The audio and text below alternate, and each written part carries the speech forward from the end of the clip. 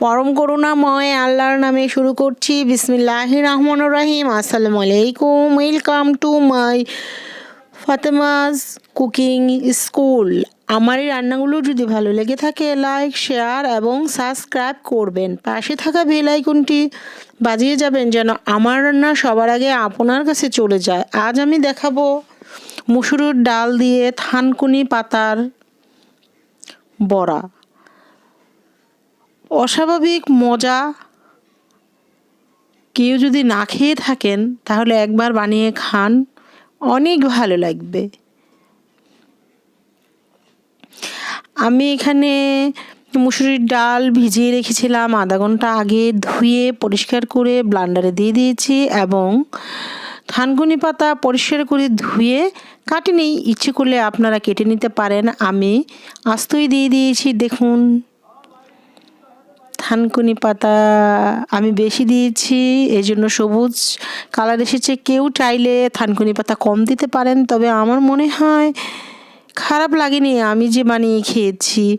এই তো মরিচ, পেঁয়াজ এবং হলুদ, মরিচ, ধনিয়া দিয়ে নিয়েছি। সামান্য একটু আদা রসুনের পেস্টও দিয়েছি এবং লবণ দিয়ে নিয়েছি। এখন এগুলো সবগুলো একসাথে খুবই ভালোভাবে নেড়ে চেড়ে নিয়ে বড়া বানিয়ে ফেলবো।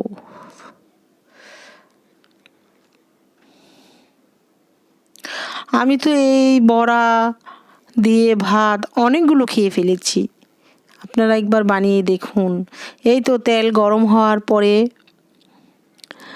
বড়াগুলো দিয়ে নিচ্ছি। দেখুন বড়ার কালারগুলো কত সুন্দর এসেছে। কেমন আছো বন্ধুরা তোমরা? আলহামদুলিল্লাহ, আমি তো ভালো আছি।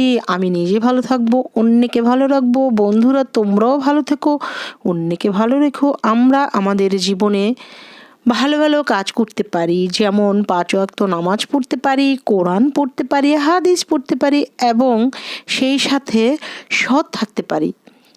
এই জিনিসগুলো মেনে চললে আমাদের জীবনে কখনো কোনো দুঃখ বা কষ্ট বা চিন্তা কোনো কিছুই আমার মনে হয় আসবে না। আর যদিও চিন্তা এটা সবসময় সবার মাঝে কিছু না কিছু সব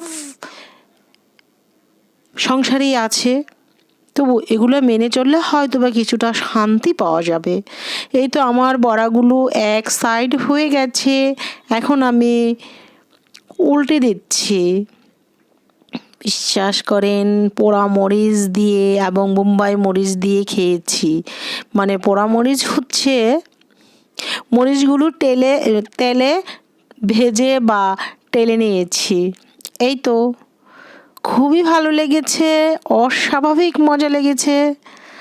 আমার ভাজা হয়ে গেছে। আসসালামু আলাইকুম।